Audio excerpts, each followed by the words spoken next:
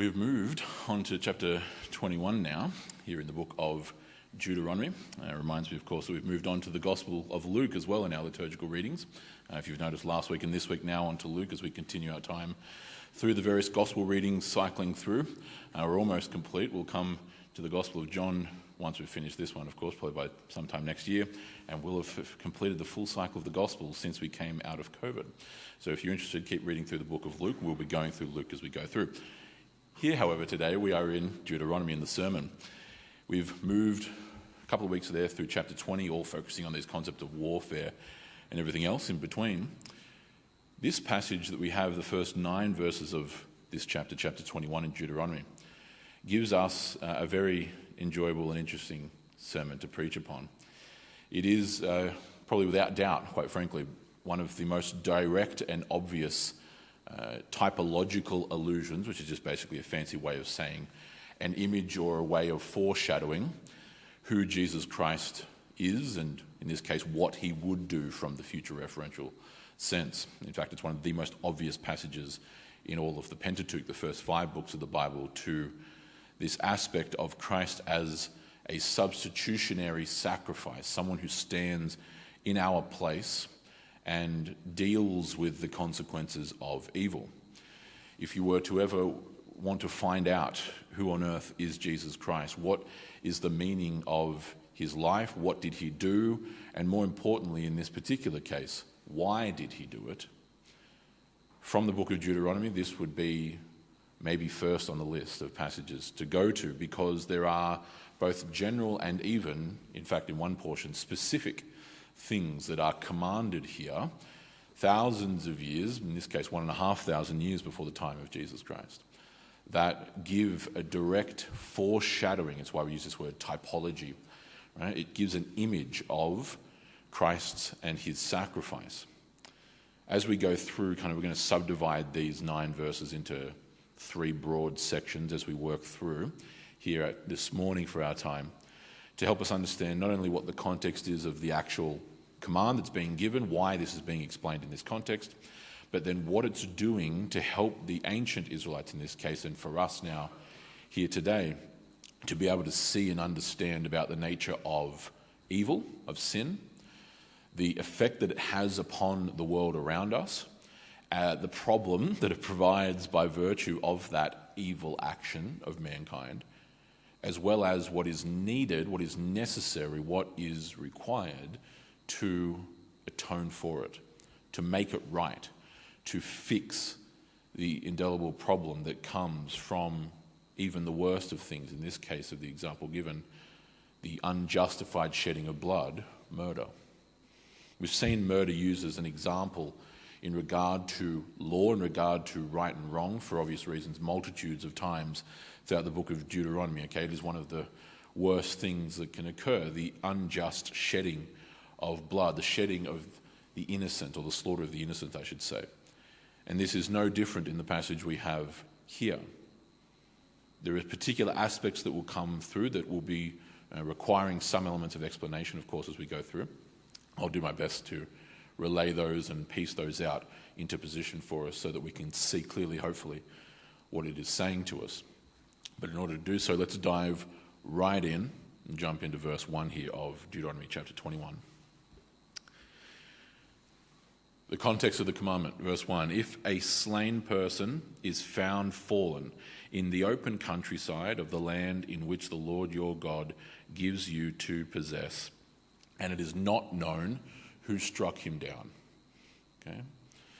In other words, in English, you find someone has been murdered, yet the murderer is not immediately apparent, and the murderer is not caught. Okay? This is what would eventually, perhaps in modern parlance, become what is called a cold case. Okay? The person has been murdered. This is before the days of all the various modern technologies, for better or worse, that we have, things from photographic and videographic evidence, DNA, AI surveillance, so on and so forth, right? In this context, someone is found slain in the countryside. Okay, it's not in an urban centre, for example. It's not in a town or a village where there's bustling life of markets and other such things where people could otherwise notice. It's out in the countryside somewhere, right? The open country is that reference. easy to go missing, easy for things to be done, even underhanded things, even things like slaughter. Okay, murder. The murderer is not known, the murderer is not caught, there are no obvious signs. It could have been, quite frankly, probably anyone. And very quickly throughout the vast majority of human history, unless you find that person within a very limited time frame, that person will not largely be found, statistically likely. Okay? That context is important. Okay? And the example that is used here of murder is actually, in fact, not an example. Okay? We've delineated at various different times as we've been going through Deuteronomy where certain laws are used as basically a kind of placeholder. Okay? They are an example of violations of God's law. They're an example of evil things, okay, of evil actions on mankind's part. There are plenty of times like that. This is not one of those. Okay, so you could not just necessarily substitute murder for something else, right? In theory, you could if you were talking in an entirely different context, but in this context of this passage, it is actually the shedding of blood that is important, okay, for reasons that hopefully are going to become apparent to us as we work our way through here today, okay? That aspect of the shedding of blood ties into, and one of those first things that we do encounter, are things which have already come to us thus far in the Bible, particularly in regard to Genesis, and in fact even the earliest chapters of Genesis. The shedding of innocent blood upon the land where there is no restitution from it. That image or that motif is something which goes back to primordial times. It is something that goes back to the earliest time, the earliest epoch, the earliest aeon of man's existence. Okay? It is specifically in regard even to the evil before we talk about the specifics of murder, that when judgment, in this case when curse is pronounced upon Adam for the fall, for the sin of rebellion against God, apart from the identification of what the sin was, the very first words of that judgment out of God's mouth was, in Genesis chapter 3, "Cursed be the ground because of you. Thorns and thistles it shall bring forth on account of you. You shall labour forth upon it all the days of your life by the sweat of your brow. For from the dust you were born, from the dust you were made, and unto the dust you shall return." There is a curse upon the very thing, the place that mankind was taken from. God tells us, God communicates to us that he made Adam from the very earth. The dust of the earth is that reference, right? Breathe the spirit of life into him. It is why we find the various elements in the earth, like carbon and various other forms, also in our body as well, okay, in a scientific perspective. Therefore, the action of evil, of rebellion against God by listening to this one who is called the ancient serpent, right? The devil, demon, brings about not just some kind of exile, of course that is the case. It does not bring about some mere internal rift between mankind and God, although of course that is the case. No, there is an actual real effect upon the world around Adam, upon the world around Adam and Eve. Cursed be the ground because of you. There is a connection between mankind and the world, for indeed we were created from it. And by our evil, by our sin, by the violation of that which is truly capital G good, it has ramifications on the world around us. Many of us may know this in deep and profound ways. If we talk in the context of families, in the context of communities, between friends, all these manner of things. Mankind knows, unless we live in some ridiculous sense of self-denial, that we as human beings do that which is evil. There are those who perform greater evils than others, no doubt. But the actions of mankind produce evil, even amidst the various things which may otherwise be decent or good. And there are serious, and in some cases at the worst examples, history-defining and world-altering consequences to that evil. There are things which are indelibly written in the very pages of history, which are consequences of manifest and manifold evil in that particular time or that particular place or whatever it happens to be. Cursed be the ground because of you. It's not merely talking about the particles of dust that happen to reside beneath your feet. It's talking about something much more deeply metaphysical. It's talking about the world. The world, the earth, this plane of existence in which we abide is cursed because of our evil. There are real consequences. What that necessarily means when we think of consequences is that there must be restitution for those consequences. They cannot just be simply set and allowed to rest as they are.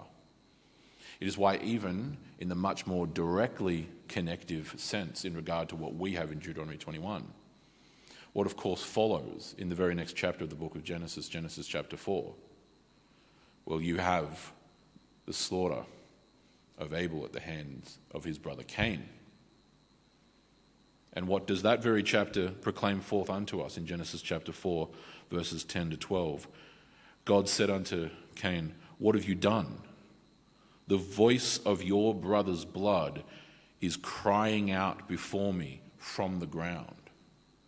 And now cursed are you from the ground, which has opened its mouth to receive your brother's blood from your hand." It's an echoing of the very same language from just the previous chapter, chapter 3.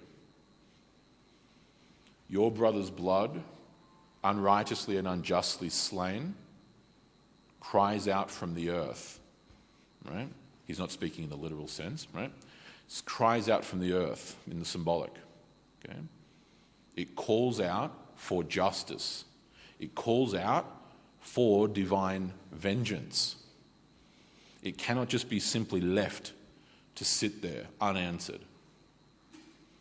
It is as if the slain blood of Abel, a righteous man, murdered by his own brother out of jealousy, envy, bitterness, malice, petty things, yet deeply seated, that grew and festered like a cancer within Cain, that resulted in him slaying his own blood, someone who quite literally was blood of his blood. They were blood brothers, literally.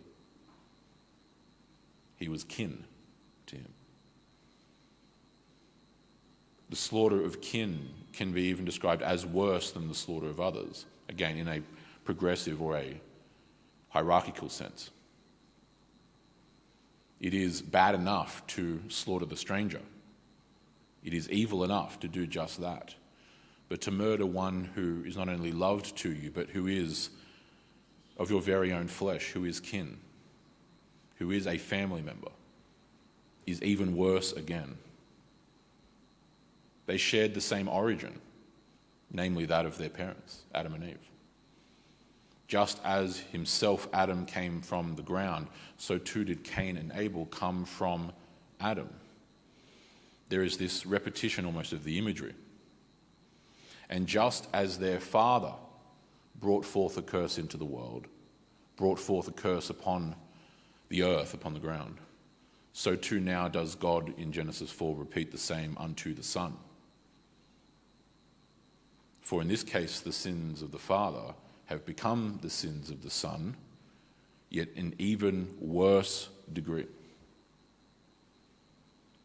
Therefore, the blood of Abel is said to cry out from the earth, to echo up into the heavens, demanding justice for what has happened. And cursed be the ground because of you now, Cain. You will become a vagrant and a wanderer upon the earth. Now that last little sentence that gets mentioned there at the end of verse 12 in Genesis 4, you will become a wanderer upon the earth. Okay? You will be condemned to be rootless. You will not have a home. Okay? You will move nomadically, as we would say in technical terms, right, itinerantly. You will move from place to place to place. You will not be able to establish yourself. You will not be able to build a permanent home in that long-standing sense. Does that compute? Does that make sense there? Yeah. You will not be able to build. You will not be able to grow. You will not be able to expand. All of these various things which come with establishing roots in modern parlance. Okay. All the good blessings that come from establishment somewhere, from the working of the land, the producing of crops and of harvest, especially in ancient agrarian societies like that of the ancient world, right? You will not be able to build a settlement with villages and with cities and townships and all these kinds of things that bring with them order and justice and law and truth. All these things which were part of the reality of what God had commanded mankind to do, to be fruitful and multiply and to take dominion over the world. That comes with establishing order. It comes with building. It comes with, in a simple and essential term, civilization. Cain is condemned to never have any of that. Now, God, in his mercy, when Cain comes to realize the true consequences of what he has done there, that this is too harsh a penalty, he complains. It wasn't, but alas. God is even merciful to Cain, that he marks him in a particular way that will protect him from the dangers of people whom he would otherwise encounter as this vagabond wanderer, right? This nomadic wanderer now. Okay? That part aside, that image is deeply, deeply, deeply influential. Because keep in mind, when is Deuteronomy being written? It is being written after 40 years of wandering through the wilderness on the part of the ancient Israelites, is it not? They've now experienced an element of this. There is typological connections. There's a connection between this and that, okay? Because, of course, why had they been wandering 40 years through the wilderness? It was not because that's how long the journey took. We've explained this before as we've been going through this entire book. Notice, because of their own sins and rebellions. It is because of their own evil. God commanded them to do these good things. They didn't. They rejected them. They did evil things, and therefore justice was brought against them. Right? We're familiar with that pattern. Okay? So the image of evil, right, injustice, corruption, wickedness, sin, being a violation and a corruption of the world that produces the consequence of wandering, of wilderness, of barrenness, lack of fruit, lack of establishment, all these kinds of things. Right? These images I want you to keep in mind as we progress forward. Okay? And let's do that now in Deuteronomy 21. I'll start from verse 1 again just to keep the flow.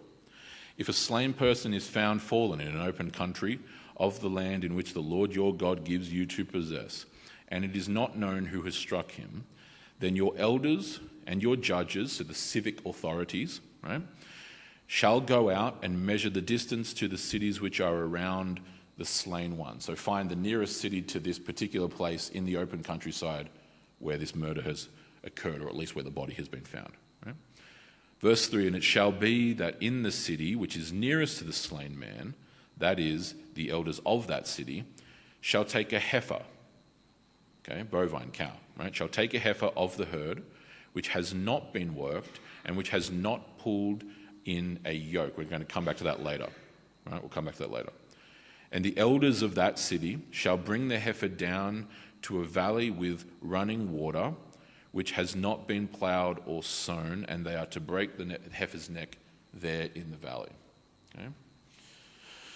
Your translation in English might well say something different here, just to point out if there's any confusion. The word or the phrase running water, so the valley of running water, you might have something that could read in English translationally, the valley of the rugged land, or the valley of the rugged outcrop, there's a couple of different ways. It's actually a bit of a difficult phrase to bring into English, right? Point is, in all likelihood, it's probably the rugged land that's in view, but that's another matter. Either way, they are to bring them down to a valley. They are to bring them to a particular place, right? And what's interesting here is we've already covered the concepts of sacrifice before throughout this book, right? As we've been going through, tying back into certain things in Leviticus, for example. There's something interesting here, okay? We are used to proclamations, or at least tying in proclamations, regarding a sacrifice for atonement, okay? Something that is, in the case of an animal, be it a ram or a lamb, a goat, so on and so forth, that is sacrificed as a consequence of mankind's sin, showing the consequences of evil. It has a need for atonement, part of what we were talking about earlier, okay? This is a little bit different, whilst also sounding pretty similar, right? You might notice that, okay? There's no altar built, for example, right? This is during the days of the tabernacle. The tabernacle is not involved, right? The actual religious structure itself. And there is no spilling of blood, as is normally the case in the sacrifice. It's the breaking of the neck. Okay? In short and in essence, what we have is this very interesting kind of hybridization, a blend, if you will, of the sacral and the judicial. Because notice that here it's the elders, it's the civic authorities which are bringing the heifer, not the Levites. The Levites are about to come in a second here. Okay? The civic leaders bring it to a particular place, a land, in this case a valley, right, of rugged outcropping. This is not in a city either way, okay? That is the general overall point here anyway. It is still in this open country wilderness place, okay, outside the city, conducted by the officials, the civil authorities of the nearest city, okay? And they break the neck as opposed to slitting the throat, for example. Okay? Because it doesn't qualify strictly as an actual religious atonement ritual, a sacrifice, but it is also like it. It's similar to it. It's almost like a facsimile of a sacrifice. Okay? In short and in essence, even before mentioning other portions here, what this is doing is this is establishing something very important in the imagery, okay, that hopefully I can draw out for us. Innocent blood has been spilled. Okay? Someone has been murdered. The person who truly should be facing justice, that individual, right, that man or woman, cannot be found. They don't know who they are, don't know where they're from. Are they from this city, from that city? Are they a foreigner who's passing through the land? Who knows? Right? They don't know. Okay? They cannot find the murderer. All you have is the consequence of the innocent blood spilled upon the earth. You have the body. Okay? There is no way in which the sins can directly be dealt with, in which the wickedness, the evil can be directly atoned for, in which, in this case, to be specific in the civic sense, justice can be administered against the actual murderer. Now, normally in the sacrificial system of the Old Testament, it is the sins of the people, collectively, communally, that are being then placed upon the sacrificial lamb, for example, as an image of the fact that mankind's evil requires justice. But even as, for example, in the days of the tabernacle, or this temple that, of course, is then built later on, it is all of our sins collectively. We know who the wrongdoers are. It's all of us, right? That's the example that's given in the Old Testament. It doesn't need the kind of specificity, because it's not just some specific individual sins that are being placed upon the altar to be sacrificed through the lamb or through the heifer through on it, etc., etc. It's collectively all of us, because we've all sinned. We've all done that which is wrong. Whether it be great, whether it be small, it matters not. We have all defied God. We have all rebelled against him in our own particular way. Okay? That's the humble position and reality that mankind needs to admit to itself. This is not that example. Because the people en masse, collectively, did not murder this man or this woman that now lies slaughtered in the open countryside, did they? Do you understand? There was a specific individual. However, and this is really a fascinating dynamic, that does not change the reality of what has happened. It does not alter the fact that innocent blood has been spilt and it demands justice. As with Abel himself, even though that was a specific and known example, Cain, his blood cried out for justice in the metaphysical sense. Right? Even more so does this example of Deuteronomy 21, because it is unknown who did it, yet someone definitely did do it. And it cannot just be simply allowed that this individual gets away scot-free, as I would say, and yet nothing is done at all, that everyone kind of just goes on their way and pretends that nothing happened. Because that is the alternative here, is it not? I mean, even in theory, you could just simply leave the body where it is in stasis and just kind of carry on your day, and the body will be devoured by vultures and critters and everything else in between, and then it'll just be a pile of bones sitting out in the open countryside, wherever it is, on the side of a hill or in a distant road or whatever. Everyone could just ignore this, in theory. Right? Everyone could just continue on as if someone's husband or someone's wife, if it's a woman, whatever it is, someone's father, someone's mother, someone's son, someone's daughter, hasn't just been struck from this world. No, what this is saying is that the people must acknowledge that a great evil has been done. Yet there's this dilemma. You can't make sacrifice for it, because on whose behalf are you making sacrifice? Well, you don't know. Do you see the problem? Normally, in the Old Testament, you know exactly who the sacrifice is being made for. All of us. But this is not all of us who murdered this person in the open countryside. It's someone specifically. So whom would the sacrifice be for? You can't answer that. So all you're left with is a completely suboptimal, unideal, non-ideal scenario. And so this is not the full execution of justice, which of course in this case would be the capture of the murderer, his or her arrest, trial, so on and so forth, demonstration of guilt beyond reasonable doubt, and then execution. Okay? You can't do that because you don't know who this is, and there isn't, obviously, in this example, a way to find that out. This person is going to get away with it in the earthly temporal sense. Okay? As sad and tragic as that is. You can't make atonement for it, but something has to be done to recognize the severity of what has happened, because the innocent blood of this man or this woman who has been slain cries out for justice in that symbolic sense, as we said earlier. Cries out for justice. Evil cannot be left undealt with. That is the primary principle here, and you must see that and understand. Evil cannot be left undealt with. It demands justice.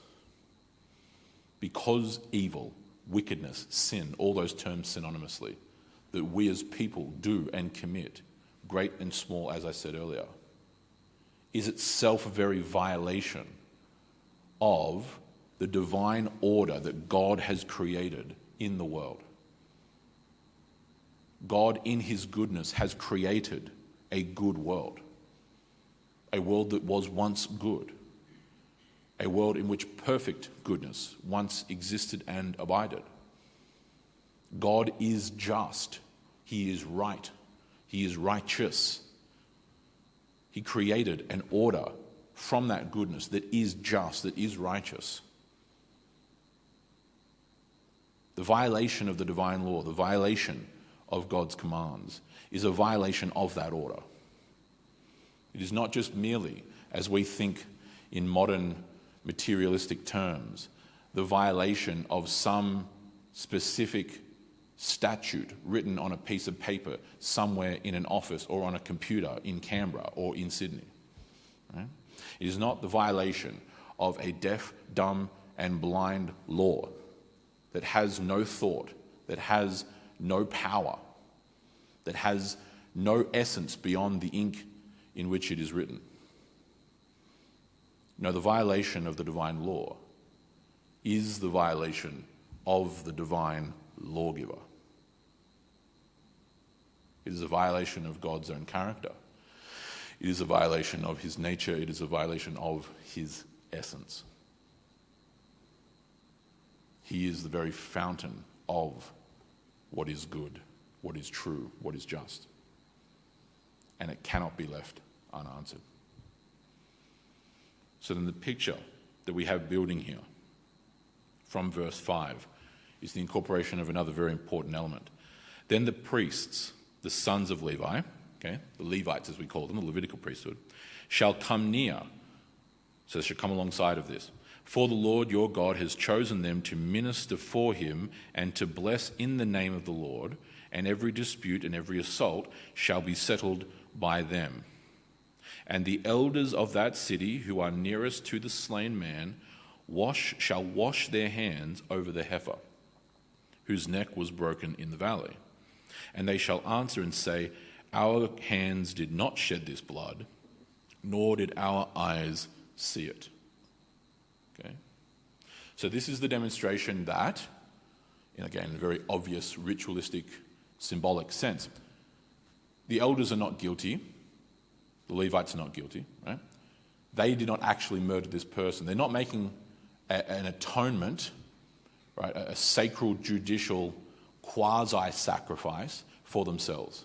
Okay, that should be obvious because we don't know who did this, right? But they are doing it because they know that innocent blood shed stains us all. Not directly, but by proxy. Not specifically, but generally. Not individually, but collectively. Now, this is a concept, and we've tried to cover this if and when it comes up during our journey through the book of Deuteronomy. Right? My consistent attempts to rebalance modern Western views concerning individualism and collectivism. Okay? We live in a time, as we've well discussed before, of hyper-individualism. Okay? That is the prevailing socio-cultural, certainly sociological philosophy that the West has held to dogmatically for, at this point now, hundreds of years, right? Increasingly and especially now in the last 100 years, okay? It is the individual that is the primary unit of society. It is individual belief, individual actions. It is individual rights, individual liberties, individual privileges. It's individualism, okay? That is the defining mark of Enlightenment philosophy upon the West. Many of you are familiar with this from our various discussions in sermons and, of course, in Bible studies as well. Okay? In doing that, we have lost overwhelmingly, and in fact at this point almost entirely, any meaningful sense of the corporate or the collective or the communal, all those terms interchangeably. Okay? So it's why when our kids grow up at 18, when the government waves a wand and says abracadabra zimzalabim and declares them to be an adult, they now go off to university and start living by themselves and start incurring the gargantuan, hyper-bloated, insultingly wicked rent rates that they now have to face. Okay? Why? Well, because they're now an adult and they're an individual, and that's the time in which you move out and you go and live in an apartment or wherever it is by yourself. No one can explain why that's the case. No one can explain at all why we do that culturally, but we do it. Right? That's just one among a million examples. Okay? Because individualism is the prevailing philosophical view. Okay. Communalism, we never used to hold to this historically, but communalism and collectivism is, in balance with the individual, what the historic Western custom and tradition actually is. Okay? Because Christianity gets the balance of those right. Every one of you, including myself, will answer to God for your life. You will not answer for your parents' life. You will not answer for your brothers, for your sisters, for your sons, for your daughters. You will answer for your life. Okay? We will all stand before God and give an account. We will not have the excuse of this person in authority or in power moved me to do this or to do thus. I was influenced in this way or that way. No, your soul is in your own keeping. However, as we see, of course, in the great vision of the book of Revelation in chapters 4 and 5, in that of the kingdom of heaven, peoples of every tongue, every tribe, every kindred, every nation are seen. Well, what are all of those categories? Are they individual or are they collective? Or they're collective. When the Church of Jerusalem is fighting on multiple fronts, attempting to survive in the days of the apostles in the book of Acts, what does it say that they did in order to survive? They shared everything in common.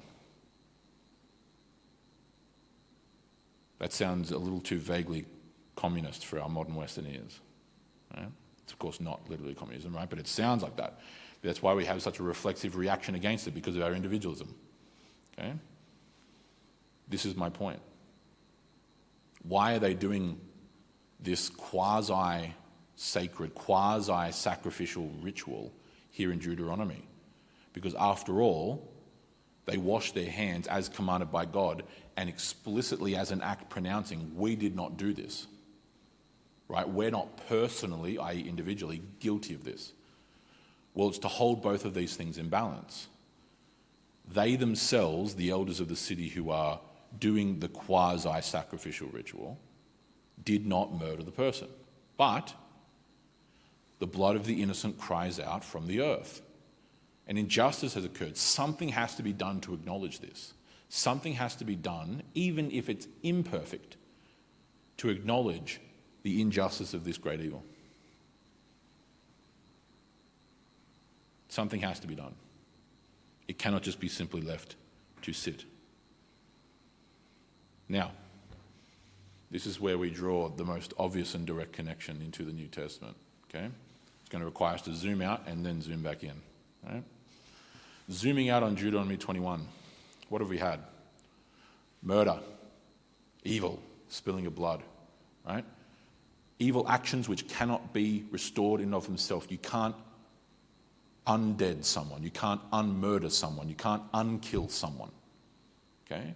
Once it is done, it is done. It is final in that sense.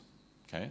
There is a finality to the consequence of that great evil act that cannot be restored in and of itself, that requires and demands justice. Okay? We then see the civil authorities, noting it's not the religious ones. It is the civic authorities, the elders and judges of the city, we've covered those before in earlier chapters, who bring a heifer that has not been used. It's not been used to plough a field, for example, put under a yoke. In other words, it is holy. Right? It's not of common use, it's holy. That's the quasi-sacral element, right? Sacral meaning sacred, okay? It's like the vessels or like the spotless lamb that would be used later on in the actual temple sacrifices, okay? So quasi-sacral, right? It's kind of ritualistic, kind of sacrificial, without being the full proper thing. The neck is broken, not slit, okay? All these elements. The Levites, the priesthood, the religious leaders are side by side. They're there, right? But they're not the ones who directly actually break the neck. Following? Finally then, The civil leaders, not the priesthood, the civil leaders who have actually performed the ritual, then wash their hands in absolution, right? In other words, to absolve themselves. Okay?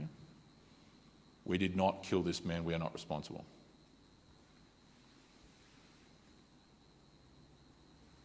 Fast forward some 1,500 years from this time, and you arrive in Jerusalem. You arrive in the bibliological sense in Matthew chapter 27. You have a man who is without sin, who is without any violation of the law, who has not done anything worthy of judgment or of justice, so-called, being executed upon him. He is, in the true and genuine sense, without sin. He is not without accusation. He is not without slander. He is not without any form of gossip. Of course, he has all of those in spades. But in terms of actual, true, genuine evil, actual crimes before God or man, even certain enemies of his acknowledge that he has none. And you have him brought out alongside a man who is described in various ways in the English, but the best way basically is as a rioter or as a rebel, Barabbas. Now, understand what that means. This man is a murderer. He has killed Romans. Okay? He has been indicted in multiple conspiracies, or at least in one, but certainly multiple by this point, as we know from other sources, of riots and rebellions and revolts against the Roman Empire. He's a murderer, an actual murderer, a person who is known to have murdered, among many other things. Right? And here is this one who is brought forth before the people and the religious leaders, many of whom were Levites, brought by the civil authority, the civil elders of the city, because of course in the days of first century Jerusalem, who are the elders of the city? Well, that would be the Roman governorate, Pontius Pilate and the various prefects of Rome.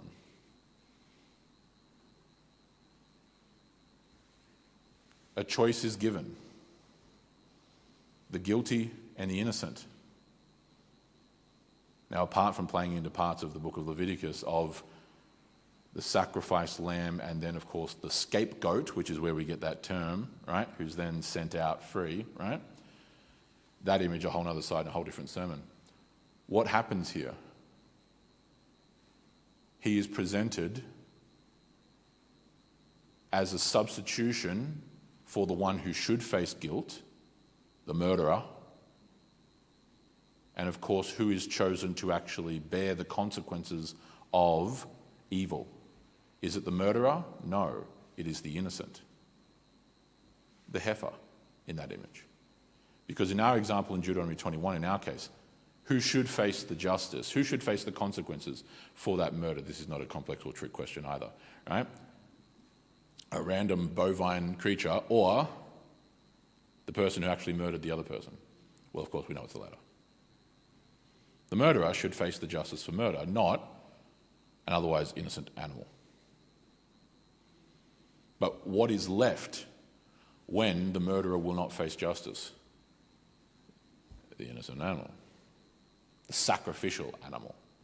The animal led forth to the slaughter. Right?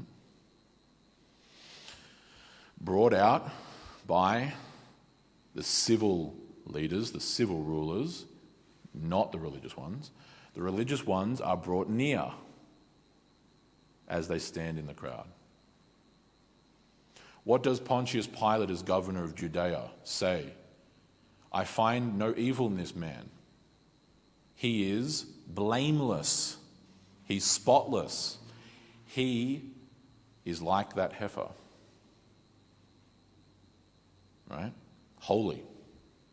A truly holy man that the Romans found no guilt in. Do you understand? Okay. What is the call that comes forth from the Jewish crowd, from the religious leaders and the people. Crucify him, crucify him. They call for blood to be shed. They call for his death. Crucify him.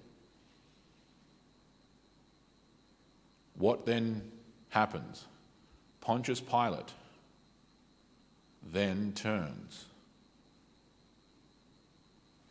washes his hands, absolves himself, because he himself has not pronounced guilt upon this Jesus Christ of Nazareth. And in response to his words, to Pilate's words, what do the Jewish people say? Let the blood of this man be upon our head and upon our children.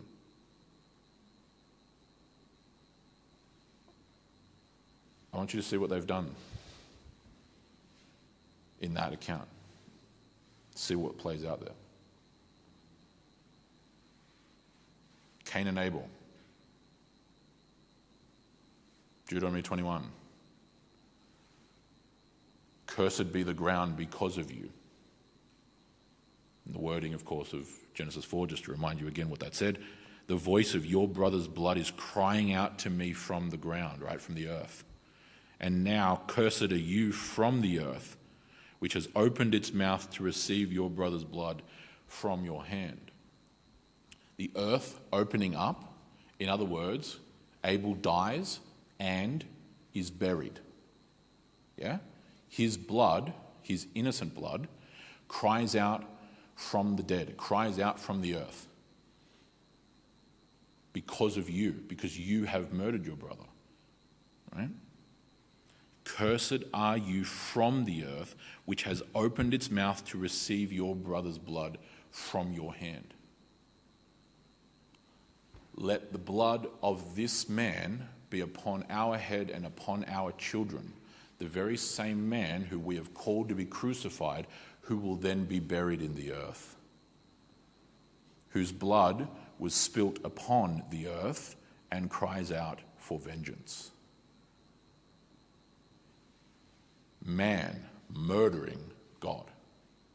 The death of God in the flesh, of the Savior of the world, who had come to save people, who had come to redeem people, who had come to set that which was wrong right, who had come to bring justice against iniquity, who had come to rescue and to redeem the lost. First of all, in order, his own kinsman, K-I-N, in the flesh. The Hebrews. And yet they turned and called down a blood curse upon them. In the blindness of their own demonic and diabolical evil. In a blood frenzy. In a lust for the destruction of their enemy. They were so overconfident, so arrogant, that they called down a curse upon them if they were wrong. That's how confident they were that they were right. Well, God answered that in spades 40 years later, just as Christ himself so proclaimed. Prior to the very events of Christ's own judgment, of his own sacrifice, what of course did he pronounce upon the very city of Jerusalem, which he knew full well was about to crucify him? Woe, woe, in other words, judgment, judgment, curse, curse upon you, Jerusalem, the city that murders the prophets that are sent to her. All the righteous blood from Abel to Zechariah I shall demand from you. He then exits the temple where he pronounced that judgment. He then crosses the Valley Kidron, presides and stands on the Mount of Olives, overlooking the city from the east, repeating an image that comes in the book of Ezekiel, where the glory of God departs the temple in judgment and pronounces judgment over the city as a whole. And then gives in Matthew 24 what we call the Olivet Discourse, the pronouncement of the judgment of Jerusalem and its impending destruction. Right? All the righteous blood from Abel to Zechariah I shall demand from you. All but a day later, they are calling down a blood curse upon them. And as sad and as tragic as that is, what has then been the consequence for those among those people who did not turn to Christ? They have been nomadic, vagabond, cosmopolitan wanderers for 2,000 years around the world. It's the tragic consequence of the rejection of the Messiah, of the Christ. In this case here, what we have in Deuteronomy 21, then almost to a T, especially in regard to the washing of the hands, plays out at the trial of the Lord. The civil authority washes his hands in absolution and says, you have crucified this man. But of course, remember, in Deuteronomy 21, who is it that actually breaks the heifer's neck? Who is it that does the literal action? The civil authority, okay, who literally crucifies Jesus in the actual, hands-on literal sense to the cross. The Romans, the civil authority. Do you see? It's the same thing. It's the same thing. This passage is directly foreshadowing an event which will occur 1,500 years after this is written, even down to the specifics of the civil authority washing his hands in absolution, even while the religious authority is present. Because Christ is like that innocent, blameless heifer. It's not one-to-one the same thing, that's the point. It's like that. It's showing. Because could that heifer actually atone for or cover, deal with, bring justice for the slaughter of the innocent, for the murder of that man or that woman? Well, of course not. It's utterly insufficient to do that. Which is why God, even in the Old Testament, says, in the blood of goats and of ox, I take no pleasure. These things do not actually fix the problem. They were given as a sign to show you the gravity of the problem. They can merely cover your evil, your sins, your wickedness. They cannot absolve them. In other words, cleanse them. They cannot remove it. That's the point. But yet it is for that very reason, friends, that the author to the Hebrews says, and perhaps turn there with me because I actually want you to see this with your own eyes. Hebrews chapter 9. This very book speaks, of course, directly to the Hebrew people. That's who it's written to. And it's detailing all of the various images and shadows from the Old Testament. When we arrive in Hebrews chapter 9, we have the most direct reference to even what we're covering in Deuteronomy 21. Okay? Hebrews chapter 9, beginning in verse 13. For the blood of goats and bulls and the ashes of a heifer. Now this is a heifer in relation to the sacrificial system, right? So it's an analogue for our example, right? But the same animal is mentioned, a heifer. Sprinkling those who have been defiled, sanctify for the cleansing of the flesh. How much more, therefore, will the blood of Christ, who through his eternal Spirit offered himself without blemish to God? Because he, like the goats or the bulls, or in our example of Deuteronomy 21, the heifer, he is without blemish. In other words, he's without stain. He was without sin. Right? Animals aren't good, they aren't bad, they're not evil, right? Morality is a human category. Okay? We may not like it when our dog yaps too much. We may not like it when the cat scratches. We may not like it when the dog bites, right? It's not that bad things don't happen as a result, but Morality is not an animalistic category, okay? They are by nature innocent, okay? Christ is like that. These things are like a shadow of the true thing. Christ himself was, is, and will forever be blameless, blemishless, spotless, curseless. He was truly righteous. He never did evil. He was always good. He perfectly upheld the law of God. He is indeed God in the flesh. And so then when he offers himself up to God as a perfect sacrifice, it cleanses your conscience from dead works to serve the living God. If goats and rams, in the case of this, a heifer, can cover your sins, how much better and greater is that of Christ himself? That's the point. Because, of course, as we know from St. Paul's writings, perhaps most famously, in 2 Corinthians chapter 5, verse 21, he who was without sin, Jesus, was made sin on our behalf. Just like that heifer was sacrificed, just like that heifer faced the life and death consequences on behalf of the true murderer, so too has Christ faced the true consequences of God's justice on our behalf. That is what is being said.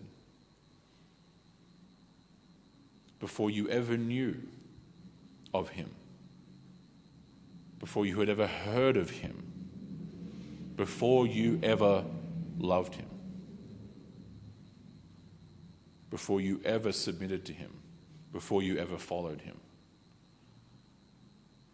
this Jesus Christ loved you. He knew you. He sacrificed himself for you. He willingly laid down his life for his friends, you. He went through unbearable and unimaginable tortures of whipping and scourging, of the stabbing, of the piercing, of the crucifying for you. Because unlike the sacrifices of the ancient world of bulls and of rams and of lambs and of goats and of ox and of heifers and of everything else in between, that cannot make true restitution, that cannot bring true justice against evil, that cannot atone for humanity's wickedness. The sacrifice of the eternal Son of God in the flesh, the only man who has ever been truly perfect, truly good, truly righteous. That life was then laid down, was offered up to God as an atonement for your sins. All the way down to even the historical theatre of how the trial and the crucifixion plays out, where, like this passage that we have in Deuteronomy 21, the innocent is substituted in the place of the guilty. The righteous for the unrighteous. Most immediately, the righteous Christ for the unrighteous Barabbas. Most generally and expansively, the righteous Christ for the unrighteous you and I. The civil authorities, though they be the ones that perform the literal act, wash their hands in absolution of the act. And the guilt is called down of that blood by, in this case, most tragically, the Levites and the religious authorities, leading as well, of course, the masses of the people, in a complete violation of even the passage we have before us. Those who were told here in Deuteronomy 21, the sons of Levi who have come near, whom the Lord your God has chosen to minister for him and to bless in the name of the Lord, they now curse in the name of the Lord. Evil and horrific. Calling down a curse which Christ himself came in fulfillment of in the destruction and annihilation of that city and of the temple. All of a generation later, just as he quite literally said would happen. In order that by doing so, to leave you with the final two verses of Deuteronomy 21, for us verses 8 and 9. Atone for your people Israel, whom you have redeemed, O Lord, and do not place the guilt of innocent blood in the midst of your people Israel. And the blood guiltiness shall be atoned for them. Thus you shall purge the guilt of the innocent blood from your midst when you do what is right in the eyes of the Lord.